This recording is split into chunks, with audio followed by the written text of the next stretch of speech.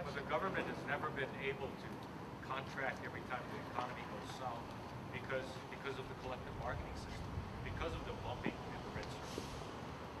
Absolutely. And one of the things that we have to remember, and like I said earlier, Governor Cayetano showed us that that is not the best way to go. The difficulty that we're going through now would be even worse if we don't try and do this together.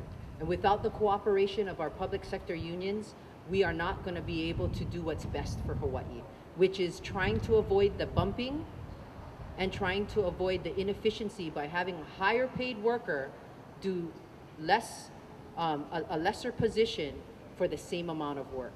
I don't think anybody in the public wants that to happen, to have inefficiencies and not realize the savings.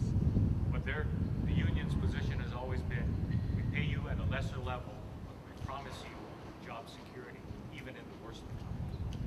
I don't know that our agreements are even in the worst of times. If you look at the comparison between the private sector and the public sector, we haven't had any pay cuts. The private sector, they've endured pay cuts and loss of jobs already across the state. And businesses have closed down because of it. And if we don't have some kind of balance in regards to that, then all of the Democrats in this building need to answer to the people of Hawaii. Yeah, so we have 7 bargaining units of public employees. What about 29,000 employees under HDEA? What about the exempt positions in the executive branch? Are you asking the same of them? Everyone, including ourselves. One of the statistics that we've got to correlate, or we got to make sense of, is that over 70% of the state budget, 70% of making this government work, is labor costs and fringe benefits. To say that labor will not share in the sacrifice, to say that labor should not be a part of what otherwise is almost $2 billion worth of cut, is denying the reality that 70-some% of all that we pay for government is the human labor costs. So it's only logical that everybody come to the table. It's only logical that we all equally sacrifice. And that's why this donate a day, or whether it's a furlough that's $100 million, by the furlough that both costed about the same amount, that we all come to the table and we share with the pain. But in answer to your last question, I think until they really see the rubber meeting the road, where it's really going to be a lot of blood on the floor, but then and only then will they come to the realization and negotiate something that I think, even when Cayetano was there, they came to the realization that they had. Everybody has to give a little bit. It's never a full loaf. In some cases, not even a half a loaf. But we're all going to have to come to the table. So far that we've been hearing just programs or suggestions for what bureaucrats term is cost avoidance, not cost cuts. Cutting programs out as opposed to going 20% across the board. So we need to go for deep cuts. What kind of deep cuts are you proposing? I think you have a great point. If we don't renegotiate these issues with the unions, there's going to be whole departments that are going to be cut in half. And we haven't even looked at that in the Finance Committee. We haven't even looked at that possibility. As we said earlier, this budget today is obsolete. We have to start all over again at looking. We only cut 3 programs in the House, but 3 out of hundreds and thousands. Only 3 programs. Which ones were they? One was the Disability Rights Center. I can get that back. I can get that to you. Do you remember? SHPTA was another one. I'm sorry, were you finished? Yeah. Okay.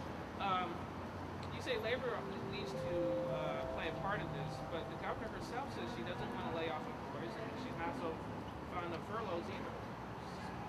So I'm not sure where you're going.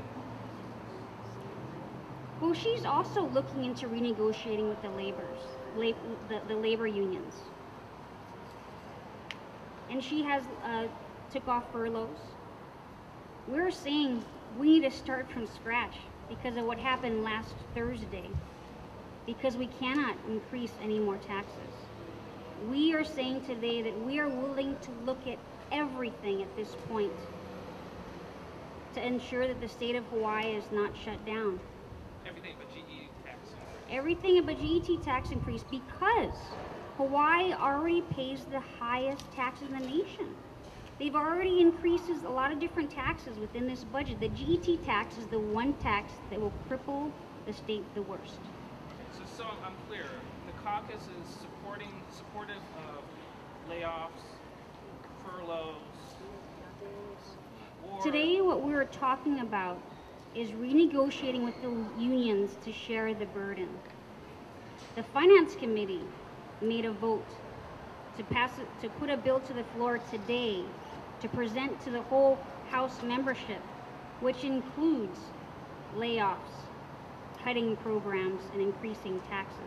That's what's being presented to us today. But here at this moment, we're talking about the unions, including us, to share a little bit of the burden to make up for this budget shortfall. All right, but I'm still not clear about where the caucus is exactly beyond that point.